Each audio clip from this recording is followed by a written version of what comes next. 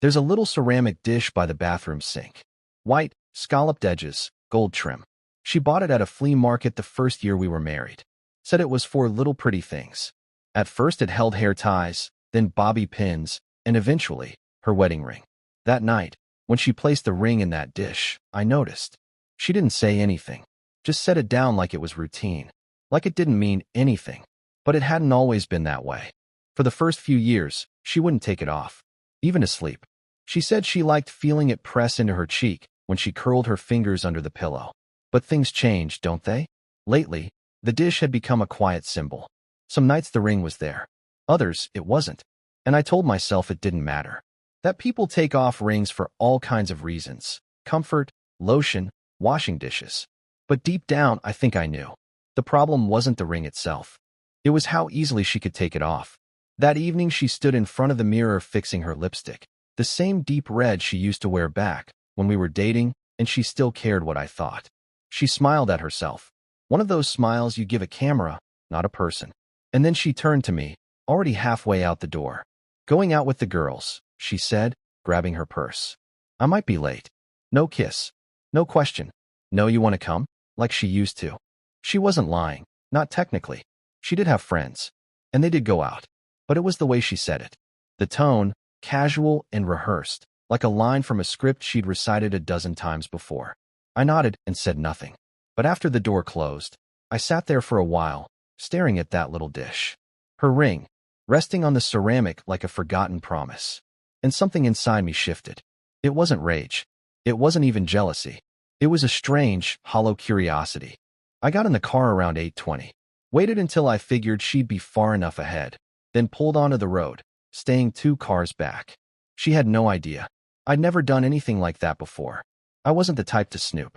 If you asked anyone, they'd tell you I was the kind of husband who trusted too much, who gave the benefit of the doubt long after it stopped being deserved.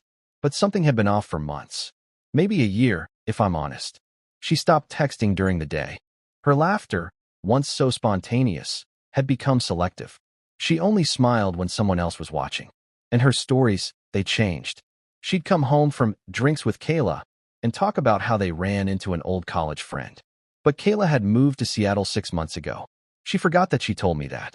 Or maybe she didn't care if I remembered. That night, I followed her downtown. Her car stopped in front of a small bar, nothing flashy. Cozy lighting, brick walls, the kind of place where you could disappear into the crowd if you wanted to. She stepped out, straightened her coat, and walked in alone. I waited 5 minutes before getting out of the car. My hands were shaking, which surprised me. I thought I'd feel anger or fear, but all I felt was cold. The inside of the bar smelled like old bourbon and orange peel. It was dim, humming with low music and casual conversation. I didn't walk up to her. I didn't make a scene. I just watched. She wasn't at a table with girlfriends. She wasn't laughing over margaritas with a bunch of loud coworkers. She was sitting in a booth with a man. Mid-30s, expensive blazer, the kind of haircut that takes maintenance. They weren't touching, but they were leaning in close. Too close for just friends. She said something, and he laughed, tipping his head back. She reached out and brushed something off his shoulder. A gesture so familiar, so intimate. I felt like I'd been slapped. That's when I noticed something else. She wasn't wearing her ring. Not on her right hand. Not on a chain. Nowhere. That empty finger caught the light in a way that seemed intentional. I backed out of the bar and stood on the sidewalk, unsure what to do with what I'd just seen. I couldn't drive. I couldn't scream. So I walked. Just kept moving, like if I stopped, everything would catch up to me too fast. Somewhere around Block 6, I ducked into a coffee shop and sat in the corner with a cup I didn't drink. My phone buzzed around 10:40. Her text read, "Heading home soon. Hope you had a relaxing night." I stared at it for a long time. Then I typed, "Did you have fun with the girls?" and waited. 3 dots appeared, then disappeared, then nothing. She never responded. And just like that, something inside me went quiet.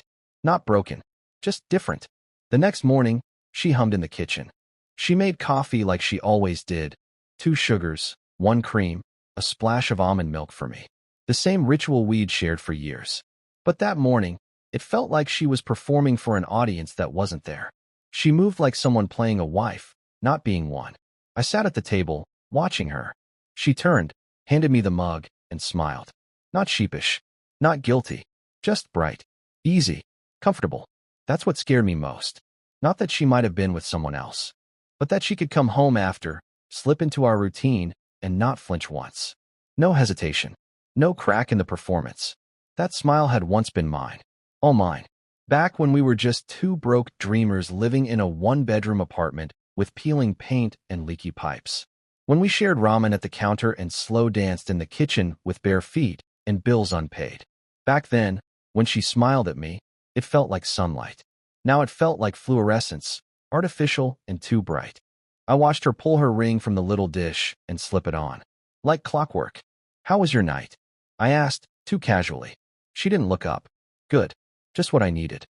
I wanted to say, "With Kayla." I wanted to watch her face closely when I said the name. But I didn't. I nodded, took a sip of the coffee she made, and pretended it tasted the same. That day, I didn't work. I just drove. Nowhere specific. Old neighborhoods. The library parking lot where we used to meet before dates. The grocery store where we fought once about buying generic cereal instead of name brand. I went to the lake, parked by the overlook, and stared at the water until it looked like glass. My mind kept circling the same question. What do you do when the person you love is no longer yours, but doesn't have the decency to leave? I didn't tell anyone. Not yet. There's a strange kind of shame and betrayal that doesn't even belong to you. Like somehow, it's your fault for not seeing it sooner. Like your heart should have warned you louder. That evening, she made pasta. She kissed me on the cheek when she set the plate down. "Thought we could eat in tonight," she said. "Just us." I nodded. "Sounds nice." Halfway through the meal, she said, "You've been quiet lately." I shrugged. "Just tired." She tilted her head. "Are we okay?" A question like that is dangerous. It's both an olive branch and a test. The way she asked it, soft and disarming, you'd think she was the one worried I might slip away. "We're fine." I lied, because I didn't know what else to do. She reached across the table and squeezed my hand. And for a second, a brief flicker, I saw the girl I married. The one who used to wait up for me when I worked late shifts. The one who used to tuck notes into my jacket pocket, signed with a heart and her initial. But it passed. The next night, she took off her ring again. I waited 5 minutes, then followed. This time, she went to a different place. Not a bar. A restaurant. Nicer. Dim lighting, valet parking, the kind of place you only go when you want to be seen, but not by anyone who matters. She met him there. Same man. He held the door for her, touched the small of her back. She leaned in, laughed, touched his wrist. That same performance. That same smile. But what chilled me most was that she looked happy. Not guilty. Not conflicted. Just happy. I didn't go in. I didn't watch long. I couldn't. I drove home, sat in the dark, and waited. At 11:52 p.m., the door opened. Her heels clicked against the floor. She slipped into the bathroom. I heard the faucet run, the soft clink of her ring dropping back into the dish. Then she climbed into bed beside me. I pretended to sleep. She curled into me, rested her head on my chest like it was any other night, and whispered, "Love you." I didn't answer, because the man she said that to no longer existed. A week later, I left work early. Told my assistant I wasn't feeling well, which wasn't a lie. There's a particular kind of sickness that doesn't touch your body. It just lives behind your ribs, pressing slowly until everything feels too tight. I didn't go home. I went to a cafe on 3rd Street where no one knew me, ordered a black coffee, and sat near the window for hours with nothing but a notebook and silence. I needed to write it out, all of it, like I was explaining the story to myself, because some part of me still couldn't believe it. Not her. Not us. I had a plan by the time I left. It wasn't revenge. I didn't want that. I didn't want drama or confrontation or loud accusations under our roof. I just wanted out without becoming bitter in the process. I'd seen what bitterness did to people, turned them into shadows of themselves. I still wanted to be the man who once believed in love, even if I no longer lived inside it. That night, she went out again. Same perfume, same red lipstick. But this time, she didn't say with the girls. This time, she just said, "Don't wait up." That part was new. It was also the first honest thing she'd said in weeks. After she left, I walked to the bathroom. The ring was already in the dish. A glint of metal under the soft bathroom light. I stared at it for a long time, then opened the drawer and pulled out a small envelope I'd prepared earlier that day. Inside it, a letter. Not angry. Not bitter. Just honest. It read, I know. I've known for a while now. Not everything, not every detail, but enough. Enough to understand that I lost you long before I ever followed you. I'm not writing this to shame you or hurt you. I'm writing it because I loved you, and love, even in its final form, deserves truth. I saw you that night, and the night after. I know about him. I know that the ring means something different now, and that you only wear it in this house, in front of me. That's a kind of grief I never expected, to watch you pretend, even when there's nothing left to protect. I don't hate you. I wish I did. It would make this easier. But I don't. I just don't recognize you anymore. By the time you read this, I'll be gone. I've made arrangements. Quiet ones. No courtroom. No dragging of names. You'll get everything you need, more than you think I know you deserve. Because that's who I am. And I won't let this turn me into someone else. You're free now. Truly. No more pretending. No more dishes or rings or whispered lies at midnight. Just go live whatever this new life is. I'll find my way too. Asterisk. I folded the letter and placed it in the dish, right next to her ring. That was the last thing I touched before I walked out the door. I didn't take much. A suitcase. My passport. The photo of us from our first trip to the coast. Back when everything felt easy and untouchable. I still keep that picture, not out of sentimentality, but as a reminder. Love is real. Even when it ends. It took her 2 days to call. I let it ring. Then again. And again. Eventually, she stopped trying. There was no apology. No angry messages. Just silence. It's been months now. I've got a little place outside the city. Quiet. Wooden floors. A garden I don't know how to take care of yet.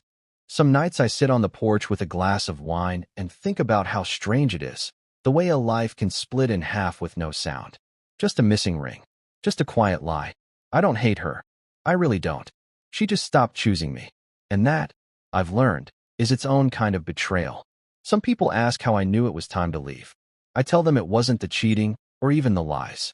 It was that moment she came home, slid into bed, and whispered, "Love you," to a man she didn't know anymore.